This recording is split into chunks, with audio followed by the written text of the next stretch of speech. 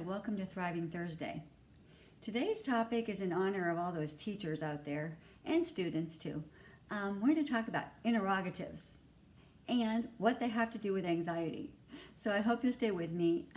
But in the meantime, I would love for you to subscribe if you haven't, hit the like button if you end up liking this video, and check out my website, learntothriveliFecoaching.com. With all of that out of the way, let's get to this interesting English lesson or writing lesson today, right? So the interrogatives. We typically talk about the 5 W's plus 1, right? I don't know if you remember them from your school days, but I remember them. I don't know when I started hearing them, but all the way through, upper elementary school, junior high, high school, and into college. Like if any of you are taking journalism classes, these will be big words for you, right? So what are they? The 5 W's plus 1. Do you remember? Who, what, when, where, why, and how. Now let me ask you, if you take any of those 6 words and you put them at the beginning of a sentence, what do you have to put at the end of the sentence? A big giant question mark, right? Who, what, when, where, why, how. If you start a sentence with those, then you're asking a question, okay? Now these questions, these things that have such gigantic question marks, often trip us up and keep us in anxiety when we think about them in our own personal lives, right? So let's think about the grand scale and then think about your life, the smaller scale. Who's going to win the election? Giant question mark. What's going to happen with the economy? Giant question mark. When are we going to deal with some really long-standing systemic issues and come together as a country and work on these and fix some problems? Giant question mark. Where is the next fire going to be in California? Where's the next hurricane going to hit in the Gulf? Question mark. Why? Why does everything seem to be happening at once? Giant question mark. How?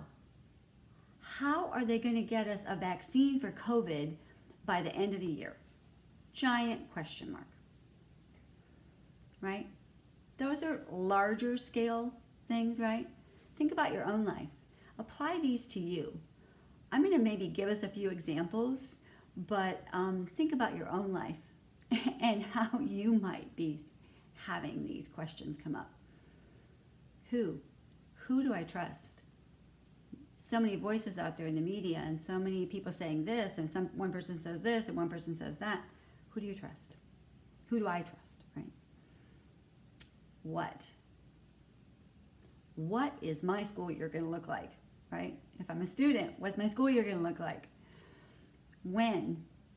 You could be home with small kids right now and you could say, when is my 3-year-old going to get the fact that no means no? Right? Where are we going to get the money to pay the bills now that I'm being laid off? Why doesn't my friend, my spouse, my mother-in-law, my whomever, why don't they get it? Whatever it is, right, that you want them to get. How am I supposed to prepare for everything when there is so much uncertainty out there? How do I even survive? And how do I plan? And how do I engage with life? Right? Apply them to yourself. But we all do it. And all of these things tend to be related to outcomes, things we can't control. Right? Sometimes there are things we can do, right? We can control ourselves for sure, right? We can control how we show up, what we say, how we operate, how we work, what we do, that we can control. How other people take us, we can't control. How things are going to turn out, even though we plan and we do all these things, how things are going to turn out, we can't control it. Did any of us plan for COVID? I was in full stride working at a school, working with first graders and kindergartners. I did not expect to be doing reading groups online all spring, right? I mean, so many things that we think, oh yeah, this is going to happen this way, and that, you know, we kind of think we have control over things, and then something enters our world like a virus, and everything changes, and we have not the control we thought we had, right?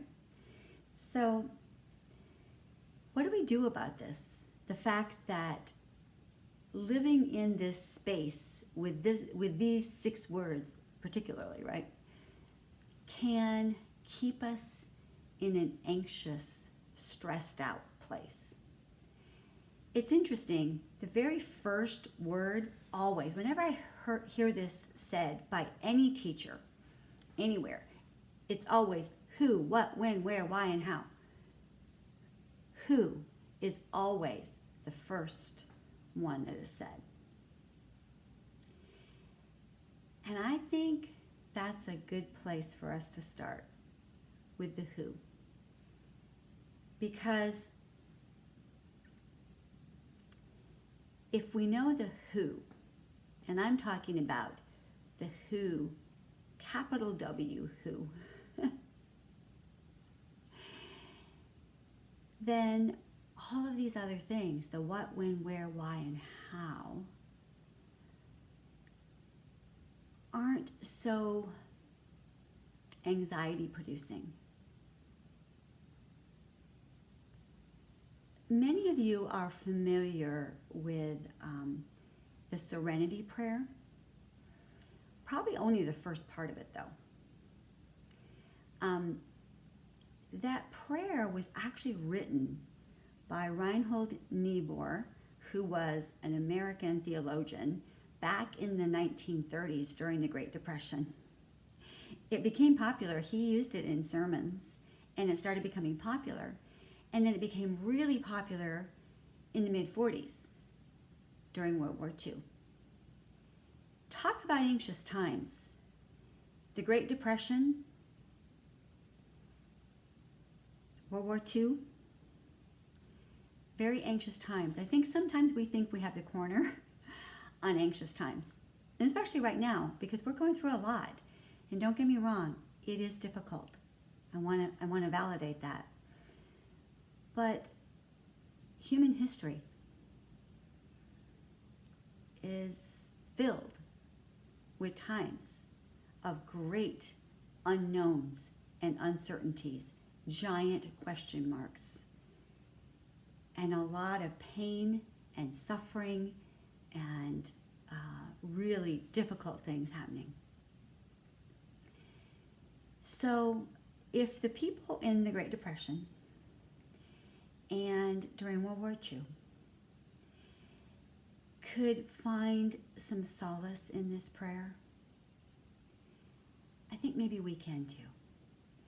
I'm going to read the whole thing because until I looked it up yesterday, because I know the first part, but I wanted to see if there was more to it. And there is. And they are good reminders. I'm going to say the prayer out loud, and if you're willing, I would love for you to be praying with me. And I'm hoping it will be helpful to all of us during this really stressful time. Pray with me.